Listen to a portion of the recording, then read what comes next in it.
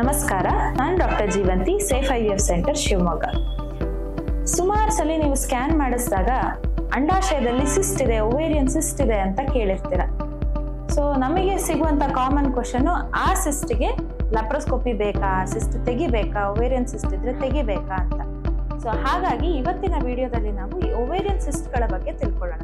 ಏನಿದು cyst? ಓವರಿಯಲ್ಲಿ cyst ಅಂದ್ರೆ ಏನು ಅಂತಂದ್ರೆ, ಈ ಅಂಡಾಶಯದಲ್ಲಿ ಮೊಟ್ಟೆಗಳ ಜೊತೆಗೆ ನೀರು ತುಂಬಿಕೊಂಡು ಒಂದು ಗುಳ್ಳೆ ತರ ಆಗುತ್ತೆ. ಸೊ ಅದನ್ನ ಸಿಸ್ಟ್ ಅಂತ ಕರಿತೀವಿ. ಈ ಸಿಸ್ಟ್ಗಳಲ್ಲಿ ಹಲವಾರು ವಿಧ ಇದೆ. ಕೆಲವೊಂದು ತೆಗಿಬೇಕಾಗತ್ತೆ, ಕೆಲವೊಂದು ತೆಗೆಯೋ ಅವಶ್ಯಕತೆ ಇರೋದಿಲ್ಲ. ಸೊ ಯಾವ್ಯಾವ ತರದ ಸಿಸ್ಟ್ಗಳಿದೆ ಅಂತಂದ್ರೆ ಸುಮಾರು ತರ ಕ್ಲಾಸಿಫಿಕೇಶನ್ ಇದೆ. ಒಂದು, ಆ ಸಿಸ್ಟ್ ಒಳಗೆ ಏನಿದೆ ಅನ್ನೋದ್ರ ಮೇಲೆ ಸಿಂಪಲ್ ಸಿಸ್ಟ್ ಅಥವಾ ಕಾಂಪ್ಲೆಕ್ಸ್ ಸಿಸ್ಟ್ ಅಂತ ಕರಿತೀವಿ. ಸಿಂಪಲ್ ಸಿಸ್ಟ್ ಅಂತಂದ್ರೆ ಅದರಲ್ಲಿ ಬರೀ ನೀರು ತುಂಬಿಕೊಂಡಿರುತ್ತೆ, ಅಂತ ಸಿಸ್ಟ್ಗಳಿಗೆ ಯಾವುದೇ ಟ್ರೀಟ್ಮೆಂಟ್ ನ ಅವಶ್ಯಕತೆ ಇರೋದಿಲ್ಲ. ಕಾಂಪ್ಲೆಕ್ಸ್ ಸಿಸ್ಟ್ ಅಂತಂದ್ರೆ ಅದರಲ್ಲಿ ನೀರಿನ ಅಂಶದ ಜೊತೆಗೆ ಬ್ಲೀಡಿಂಗ್ ಇರ್ಬೋದು, ಅಥವಾ ಯಾವ್ದಾದ್ರು ಸಾಲಿಡ್ ಕಂಟೆಂಟ್ಸ್ ಅಂತ ಕರಿತೀವಿ, ಸಾಲಿಡ್ ಕಂಟೆಂಟ್ಸ್ ಇರ್ಬೋದು. ಸೊ ಈ ತರ ಇದ್ದಾಗ ಕಾಂಪ್ಲೆಕ್ಸ್ ಸಿಸ್ಟ್ ಅಂತ ಕರಿತೀವಿ. ಇನ್ನೊಂದು ತರದ ಕ್ಲಾಸಿಫಿಕೇಶನ್ ಅಂತಂದ್ರೆ ಆ ಸೈಜ್ ನ ಮೇಲೆ, ಸಿಸ್ಟಿನ ಸೈಜ್ ಎಷ್ಟಿದೆ ಅದ್ರ ಮೇಲೆ, ಇದು ಕೂಡ ನಮಗೆ ಟ್ರೀಟ್ಮೆಂಟ್ ಕೊಡೋದಕ್ಕೆ ಅನುಕೂಲ ಆಗುತ್ತೆ. 3 ತರದಿರುತ್ತೆ: ಸ್ಮಾಲ್, ಮೀಡಿಯಂ, ಲಾರ್ಜ್ ಅಂತ. ಸ್ಮಾಲ್ ಅಂತ ಅಂದ್ರೆ ಲೆಸ್ ದೆನ್ 5 ಸೆಂಟಿಮೀಟರ್, 5 ಸೆಂಟಿಮೀಟರ್ ಒಳಗಿದ್ರೆ ಸ್ಮಾಲ್ ಸಿಸ್ಟ್ ಅಂತ ಕರಿತೀವಿ.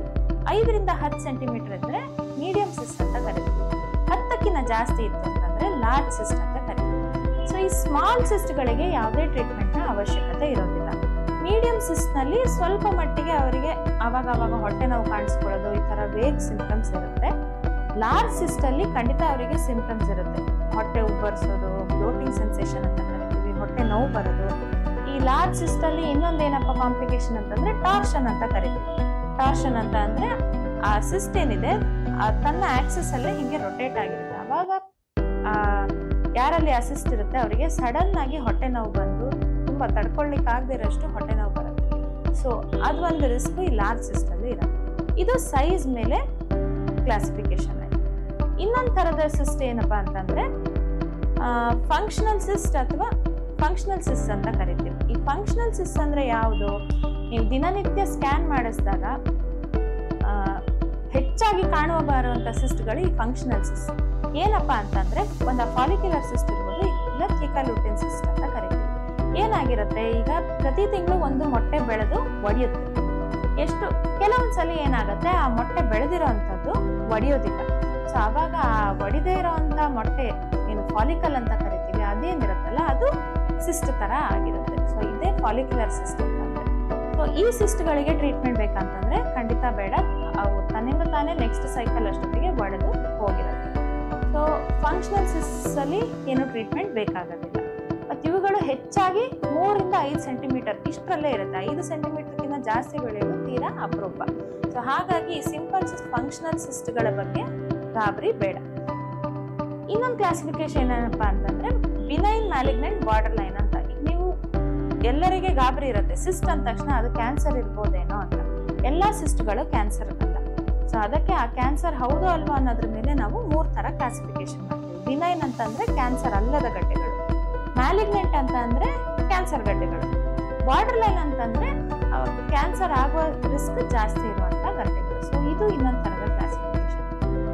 ಸೆಲ್ ಆಫ್ ಒರಿಜಿನ್, ಯಾವ್ದ್ರಿಂದ ಆ ಸಿಸ್ಟ್ ಆಗಿದೆ ಅನ್ನೋದ್ರ ಮೇಲೆ ಇನ್ನೊಂದು ಕ್ಲಾಸಿಫಿಕೇಶನ್ ಇದೆ.